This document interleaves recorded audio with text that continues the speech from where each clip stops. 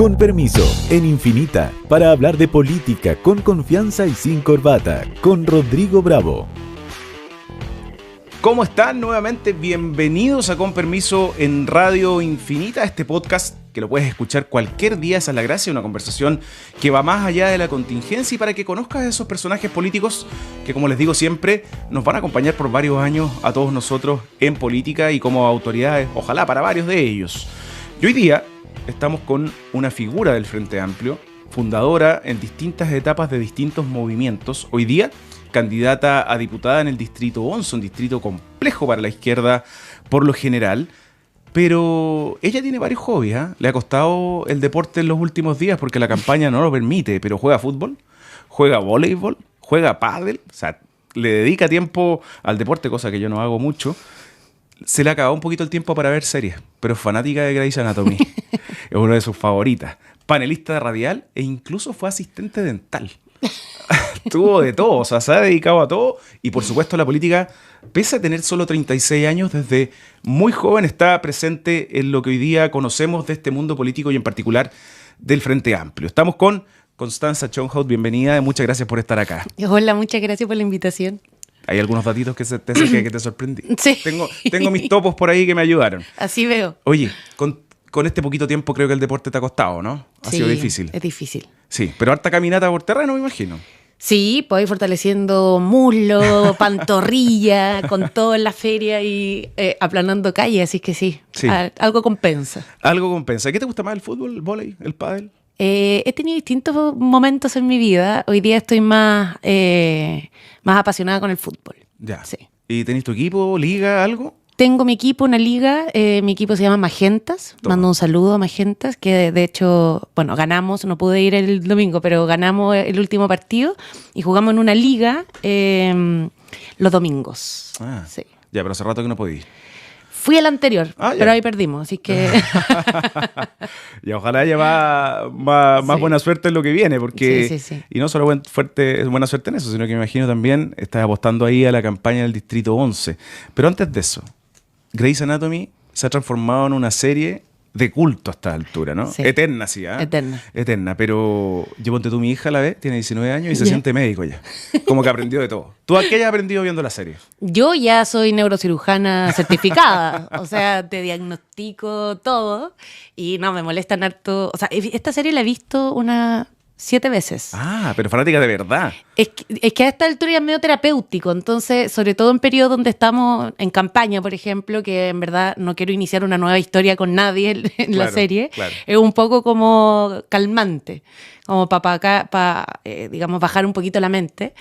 Es como tenerla de fondo, siempre haciendo algo de repente, como ordenando, cocinando, ir escuchando, que ya me sé un montón de diálogos, lloro todas las veces en los mismos momentos, pero nada, la he visto mucho y sí, mis amigos me molestan harto de que me dicen como, hoy me duele aquí, yo le digo, sí, y por esas cosas has sentido mareos. Sí, pasa mucho eso. Al menos primer auxilio ya está capacitada. Sí, primer auxilio lista, obvio. Me contaban, porque yo no la he visto todavía, creo que le voy a dedicar el tiempo, que la temporada 16 es como la última de verdad que dan ganas de ver, porque después, hagamos spoiler nomás, con la muerte de Derek Shepard, se muere un poquito también la serie. Es que ahí es todo más dramático. A mí me empieza a costar cuando... ya, pero estamos full spoiler. Sí, no, pero como es de culto ya a esta altura... Sí, no, cuando ya se empieza como a rehacer la vida amorosa de Meredith, ahí ya me siento... Como que creo que ya se desvía mucho. Yeah. Porque igual es una serie difícil de llevar, pues si te meten como nuevos personajes todo el tiempo, que hay que aprender a quererlos o no, incorporarlos. Entonces ya la 16, 17 es como más difícil. Sí, pues es más dura. Pero hay harto tiempo para los que la quieran ver, ¿eh? Y hay una temporada que no... No, está en Prime, parece, ¿no? Disney. En Disney, ya. Sí. Pues muy interesante que hay una temporada que no recuerdo cuál es, pero que hicieron temporada de la pandemia. Sí. Y más o menos en los tiempos de la pandemia. En los tiempos de la pandemia, porque de hecho no podían grabar todo lo demás. Entonces lo hicieron bien puntual y es, yo creo que una temporada bien interesante porque muestran, o sea, es muy consciente política y socialmente esa temporada, entonces muestra detrás como las brechas que se vivieron durante la pandemia en atenciones de salud, cómo lo vivieron los médicos. Es bien interesante esa, o sea, bien dramática, porque además revive muchas cosas. Pero creo que está muy bien logrado. Harto de sociología también. Sí. No solo de medicina y amor y desamor. Exacto, sí. Ya, pues ahí queda el mensaje pasado para los que no la hemos visto, la podamos ver. ¿Y cómo llegaste a ser asistente dental? Yo trabajo desde los 14 años en lo que se pueda y siempre juntando plata para irme a vacaciones, para sobrevivir el día a día. Y en la universidad también tenía que trabajar. Y ahí tenía un gran amigo que era dentista, o sea, que ya estaba como en el último año de estudios de odontología, entonces atendía en una consulta 2 veces a la semana. Y yo estaba buscando pega, alguna pega también que me fuera compatible con la universidad. Y me dijo, ¿querés ser mi asistente? Y yo, bueno, aprendo rápido. Así que ahí era el asistente y nada, de pasar las cosas. O sea, me aprendí también todos los instrumentos. También aprendí a diagnosticar. Ahí me volví obsesiva también de los dientes y agendar y recibir a los pacientes y todo eso. Así que terminé siendo asistente dental durante un periodo de mi vida. ¿En qué más trabajaste de joven? Porque también me contaban que, como lo dices tú, de los 14... cada vez que podía, trabajabas en algo. Sí. ¿Qué más te tocó hacer así como distinto a lo que fue tu carrera finalmente? Garzona, promotora, garzoneé un montón. Ahí me pilló el terremoto del 2010, al lado de un bar gigante donde cayeron todas las botellas también. Trabajé mucho tiempo con mi tío también. Mi tío tenía en ese momento como una empresita de limpieza de alfombras. ¿Ya? Entonces, con él trabajé buena parte de mi adolescencia. Entonces, íbamos juntos, bajábamos las máquinas, movíamos los muebles, limpiábamos la alfombra y después de vuelta. Todo con un overol y no sé qué. También hay ejercicios de fuerza. Así que he hecho de todo, en verdad. Igual que en el deporte. Creo que esas son 2 cosas que aprendo rápido y me gustan. Es necesario. ¿Y cómo aprendiste de la política? ¿Partamos por la época universitaria o viene más de lo secundario? Yo creo que no, definitivamente me involucré en la política en la universidad, pero me pilló el 2006 la Revolución Pingüina en cuarto medio. Y fue, bueno, la primera vez que nos tomamos, o sea, que se tomaba ese colegio, que es un colegio municipal en Las Condes, y nos tomamos el colegio, me acuerdo, con también ahí apoyo a los apoderados, porque también se dan esos momentos en la historia en el que están todos en la misma causa. Entonces, apoderados también con el apaño de algunos profesores, y nosotros los estudiantes nos tomamos el colegio y tuvimos ahí jornadas de reflexión. Y fue ese mi primer espacio donde discutimos sobre educación, que además en mi colegio era muy interesante porque era un colegio municipal, de una comuna con mucho dinero, como en Las Condes, donde vivíamos mucho los contrastes de quienes no teníamos para pagar una educación privada en cualquier caso, pero también con algunas generaciones de compañeros y compañeras que venían de colegios privados y que por razones de la vida terminaron llegando a un colegio municipal. Entonces, hablar de brechas en el acceso a la educación y a las oportunidades, ahí se me hizo muy patente. Y de ahí cuando entré a la universidad ya todas estas intuiciones sobre desigualdad, injusticia, acceso a derechos, igualdad de género, todo eso ya lo pude poner nombre y articularlo en la idea de todo esto es política, es político, y por tanto quiero involucrarme y hacer política porque quiero cambiar muchas de estas cosas que no me parece que están bien. ¿Y de ahí el movimiento autonomista? Y de ahí, bueno, primero fui parte de un montón de colectivos chiquitos, nunca me sentí identificada con ninguno de los partidos que existían, entonces tuve un grupo que se llama Izquierda Construye, después estuvimos en Izquierda Autónoma, después el 2016, ya cuando había salido de la universidad, formamos el movimiento autonomista, llamamos un congreso nacional, éramos un movimiento de 300 personas, pero estábamos con el entonces diputado Gabriel Boric, impulsando la formación de un, digamos, lo más parecido a un partido político desde lo que éramos, y decidimos hacer un congreso que se llamaba Construyendo Alternativa. Y empezamos a difundir en todo Chile para que la gente que quería armar un proyecto político que no fuera de los que ya existían, que no se sintieran representadas, se juntaran con otras 10 personas y armaran una unidad congresal, que le llamábamos, un UCON. Y se formaron unidades congresales en todo Chile.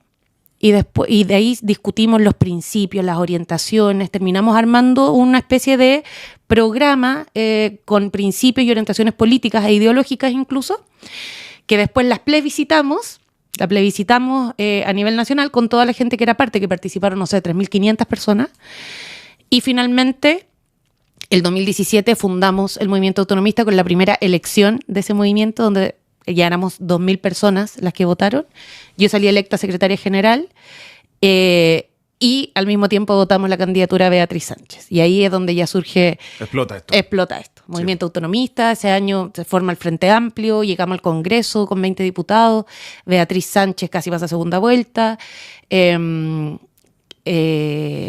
Convergencia Social, unión, hasta que hoy día tenemos el Frente Amplio como un solo partido.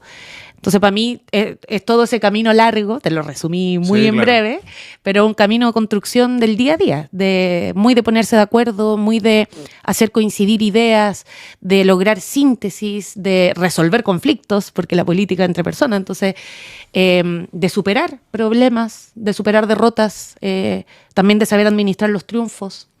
Ese ha sido mi camino en la política. Oye, y de ahí, claro, Convergencia Social, el partido del presidente Gabriel Boric en su inicio, y estamos hoy día con un Frente Amplio que transforma la coalición, por supuesto, mucho más potente de lo que fue en su primera elección, con una representación parlamentaria bien significativa, también con un periodo en que el país vivía harto de revolución, de molestia social, que empujó también a que pasaran hartas cosas, ¿cierto? Uh-huh. Pasaran hartas cosas hoy día en nuestro país y que muchas de ellas se han quedado y se ha avanzado en varias de ellas, al menos lo ha intentado el gobierno del presidente Gabriel Boric.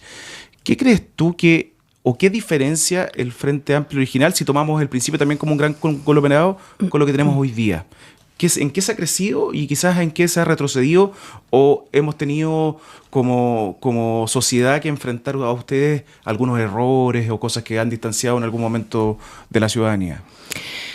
Mira, yo siempre pienso el Frente Amplio como un proyecto en construcción y creo que un proyecto progresista de izquierda que pretende, digamos, llevar a Chile permanentemente al progreso y a su buen desarrollo, nunca puede estar terminado, porque al final la política se hace para los contextos y con las condiciones que existen, de manera que en la medida en que van cambiando las prioridades de las personas, uno también tiene que ir buscando mejores soluciones para eso.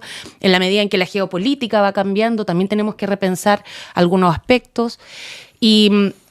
Y creo que el surgimiento del Frente Amplio es bien explosivo, como tú lo planteaste. Se forma el 2017 y el 2021 ya tenemos al presidente de la República, ¿no? Yo trabajé con el presidente cuando era diputado, fui su jefa de gabinete el 2016, y fui parte, de alguna manera, de todas esas, digamos, resoluciones y necesidad de ir construyendo ese programa permanentemente al calor de el debate legislativo, al calor del quehacer del gobierno de turno, al calor del movimiento social y cómo eso se va uniendo para hacer una propuesta a Chile que te permita decirle este es el mejor camino para todas estas demandas y discusiones que están en curso.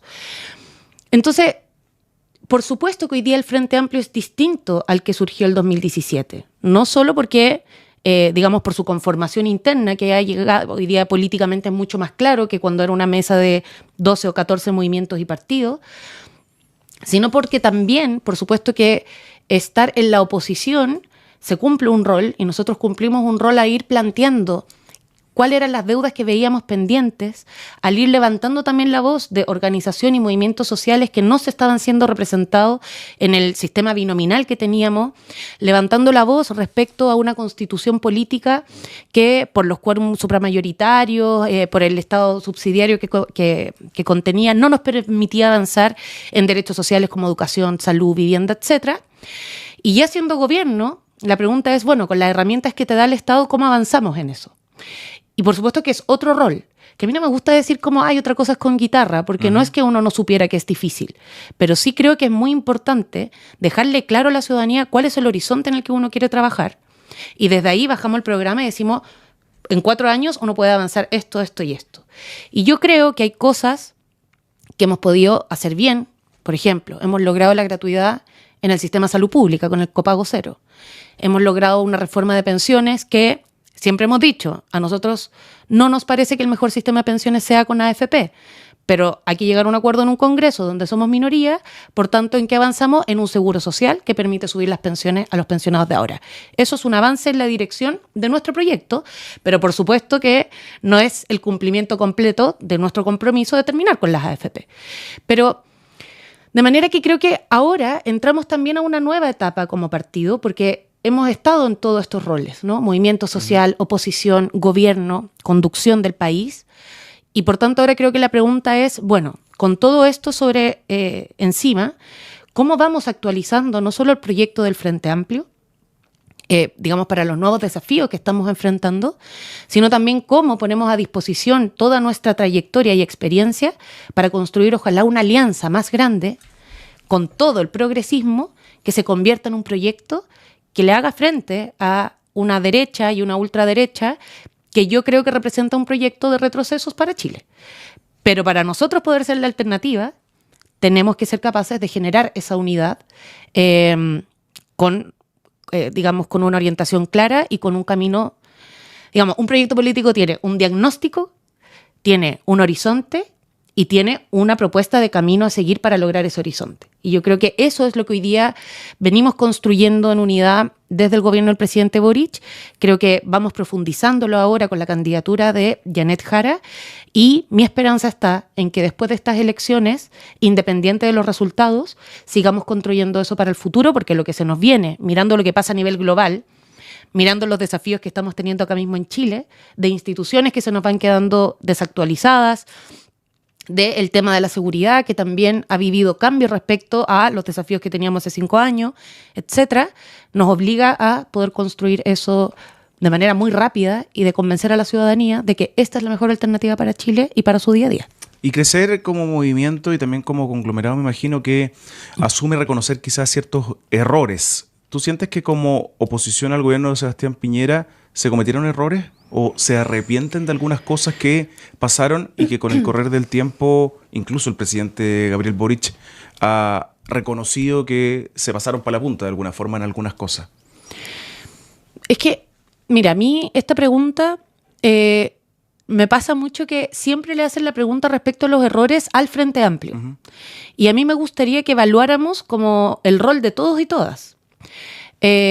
Digamos, de todos los actores políticos. Yo creo que el gobierno anterior de Sebastián Piñera fue muy complejo. O sea, no solo hubo un estallido social, que, ojo, fue, digamos, un estallido contra la élite en general. O sea, el Frente Amplio tampoco podía ir a las marchas con sus banderas, porque también éramos la política, éramos la institucionalidad. Y frente a ese estallido, cuando uno mira cómo se comportaron todos los partidos y todos los actores políticos, yo creo que todos erraron y acertaron en alguna manera. O sea, tenía a Cecilia Morel diciendo que compartir los privilegios, ¿no? Sí. Ese era el estado de la situación. Tocó la pandemia. Y en la pandemia, yo creo que ahí también se trataba de otro episodio que nadie sabía muy bien cómo se trataba. Y yo creo que ahí sí hay que valorar que el expresidente Piñera pudo gestionar muy bien ese periodo. No solo con el tema de las vacunas, que creo que es como el tema, digamos, como el avance fundamental que se hizo. Y quizás en esa materia yo creo que uno podría decir... Estábamos, digamos, era difícil ir tomando posiciones con la información escasa con la que todos contábamos, ¿no? Y creo que ahí a todos también nos toca tomar, digamos, lecciones. No olvidemos, era un periodo además donde todos los días, si te recuerdas, uh-huh, todos los días en la tele te contaban cuánta gente había fallecido. Sí. O sea, yo creo que hemos vivido, fueron 2 años muy traumáticos para Chile que sí nos deben hacer sacar lecciones. Pero ¿por qué digo que no solo nos preguntemos a nosotros, sino también, por ejemplo, a la derecha? Porque cuando vemos hoy día que están empujando una 9ª acusación constitucional en este gobierno, siempre dicen como, bueno, y ustedes también empujaron 7 u 8.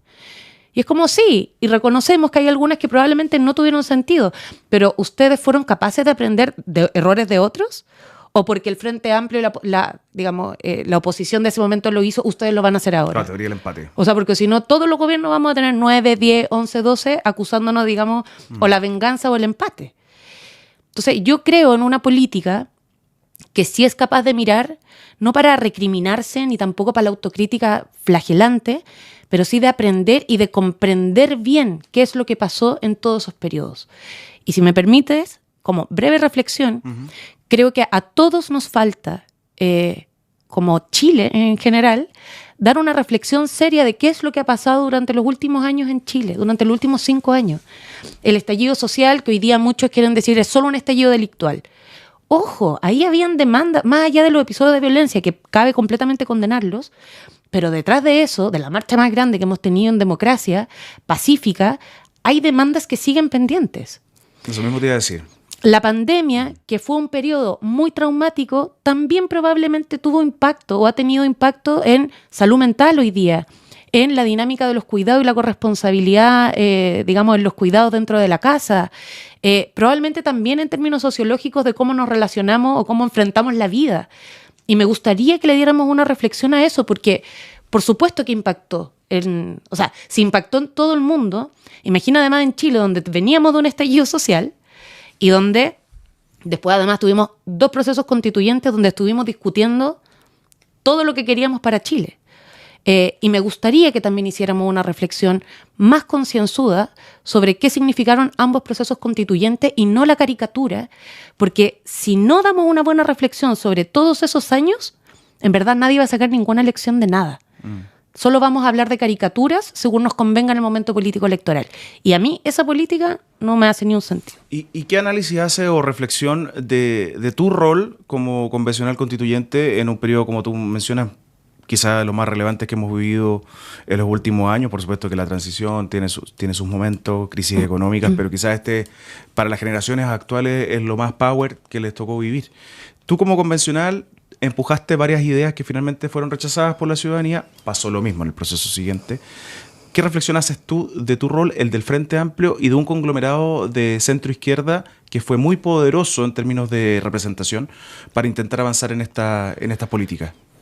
Mira, yo creo que lo primero es precisamente lo que tú planteas, distinguir cuáles son los roles que se cumplieron en la convención.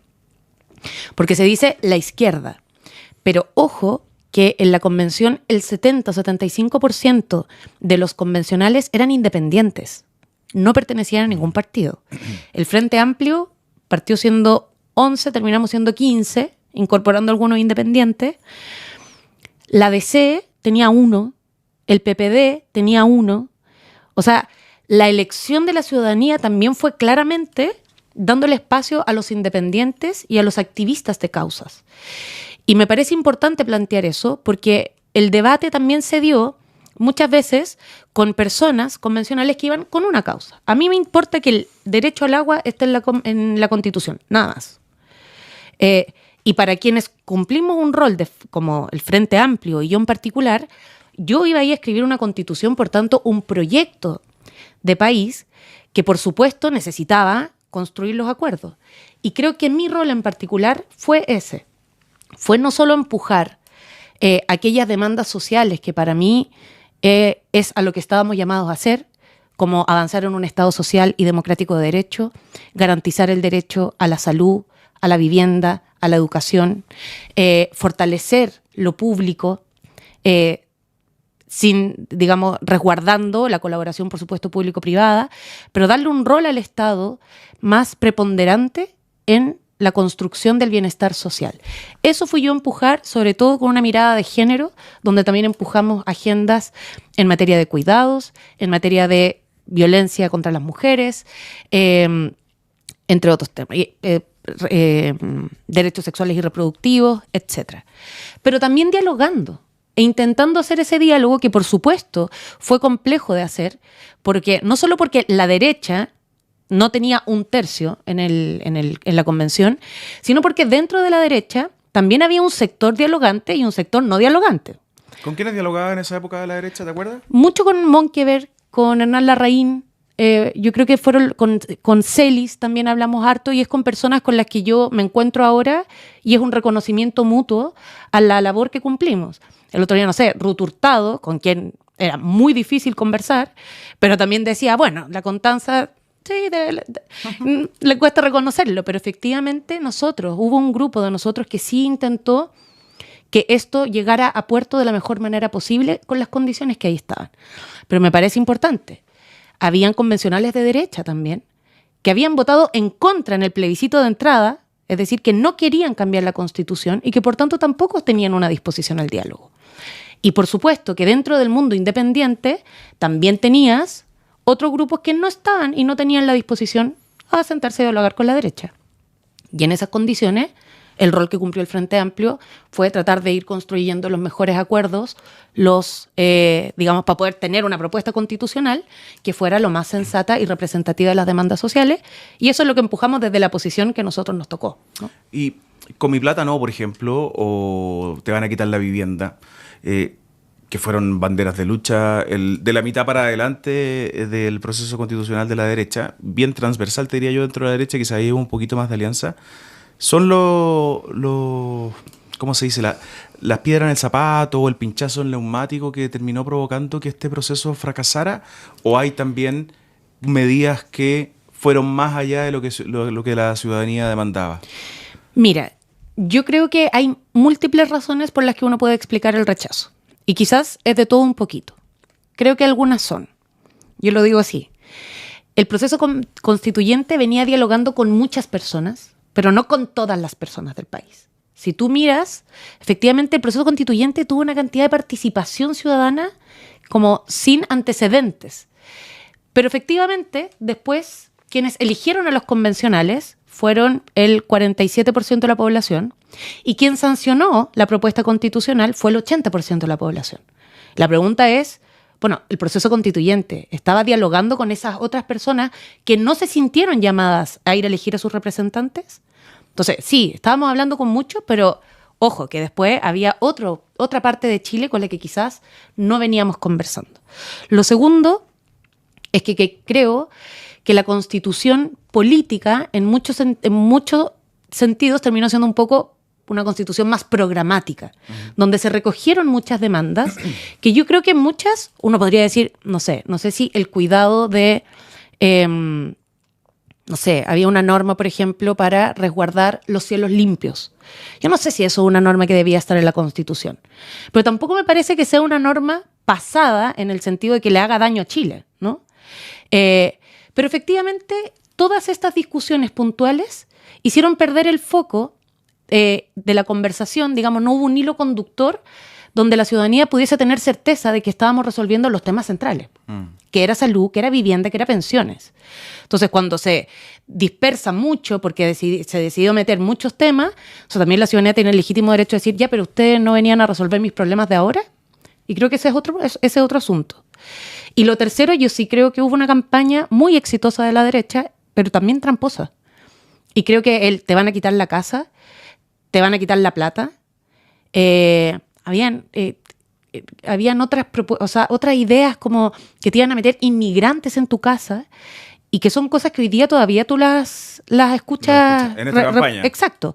Y eso son mentiras. O sea, son mentiras y las dijo Bernardo Fontaine y fue portada en un diario diciendo que con esta cuestión le iban a robar la plata de la AFP. Y hoy día encargado de los primeros días del gobierno de Kast, si eventualmente gana. Exactamente. Digamos. Entonces, no era una confusión, ¿ya?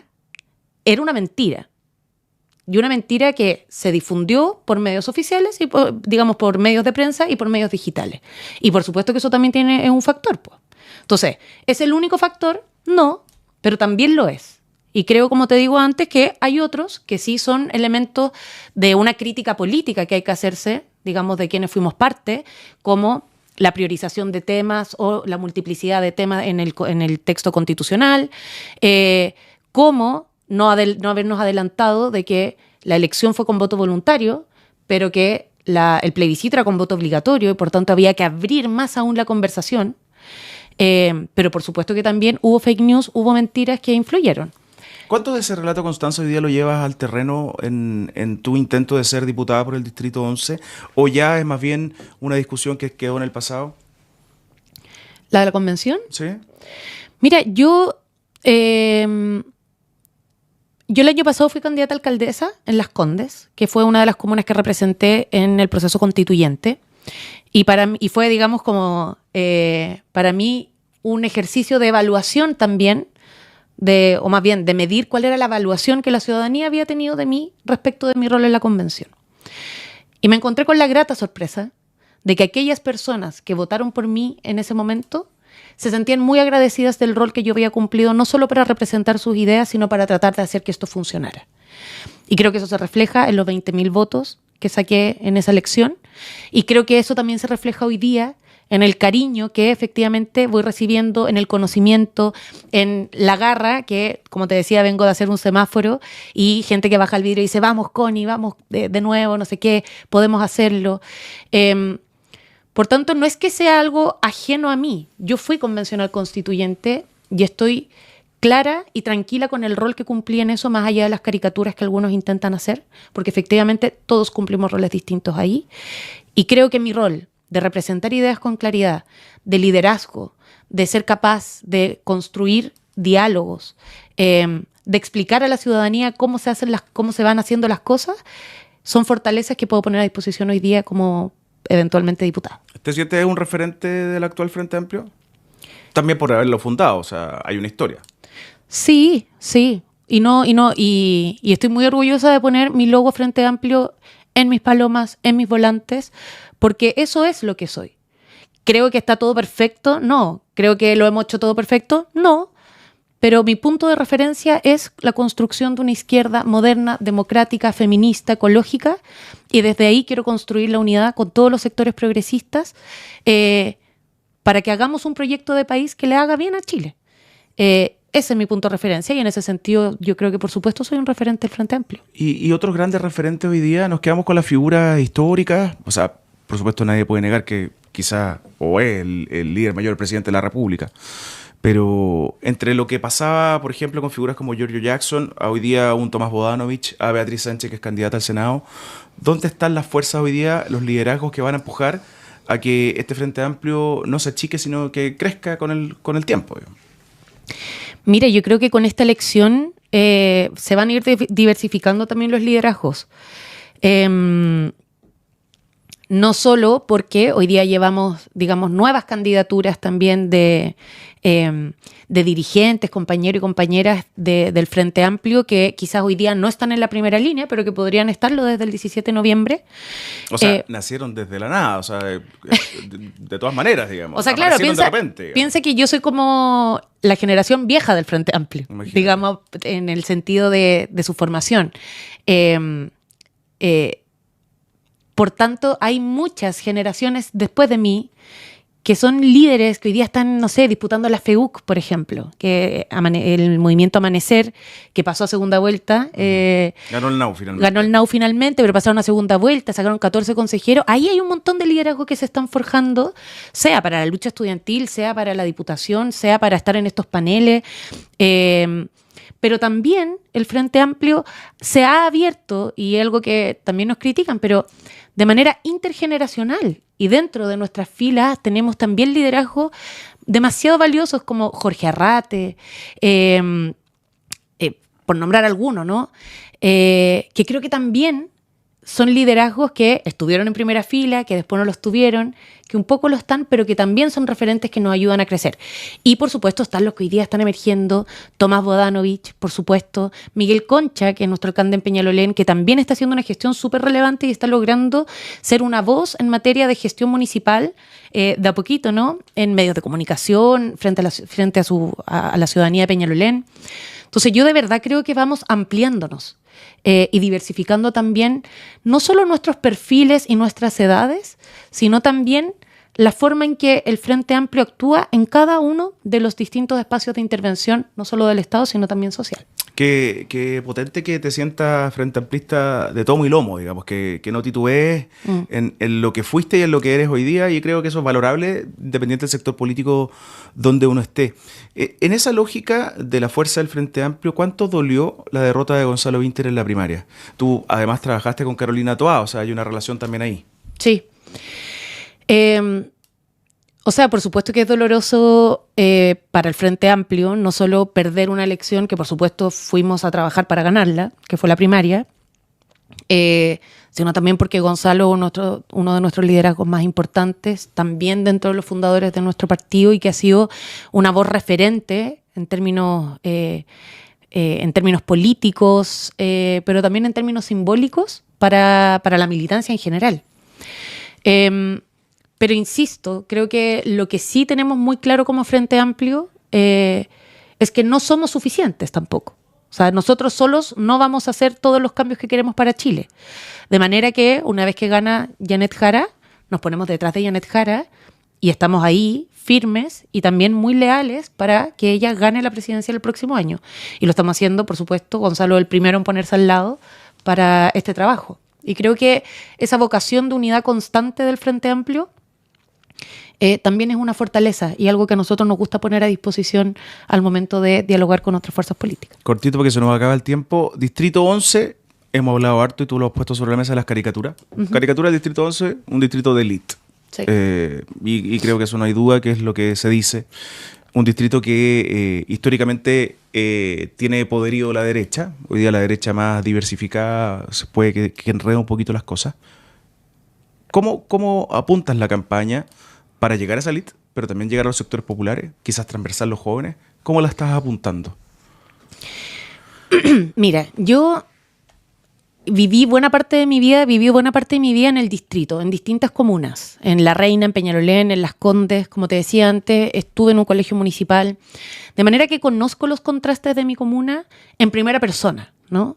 Y creo que eso es un primer valor para entender al momento de dialogar con las personas que no le estás hablando a propósito de las encuestas o a propósito de lo que se dice que hay, sino de la realidad concreta que vivimos. Y porque no solo hay sectores populares en el distrito, hay una amplia clase media. Personas que viven en un departamento, en Las Condes, muy bonito, que queremos seguir viviendo ahí, pero que si alguien en la casa se queda sin pega, chuta, el precio de eso te genera una inestabilidad muy importante.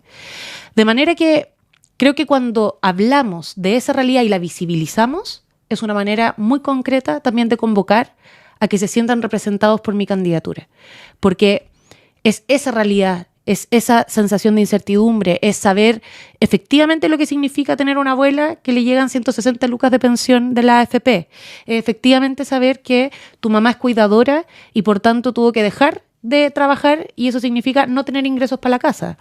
Saber que estudiar hoy día con crédito es una deuda que te acompaña, al menos a mí, hasta los 36 años. Cómo eso para la juventud significa olvidarse de la posibilidad de la casa propia.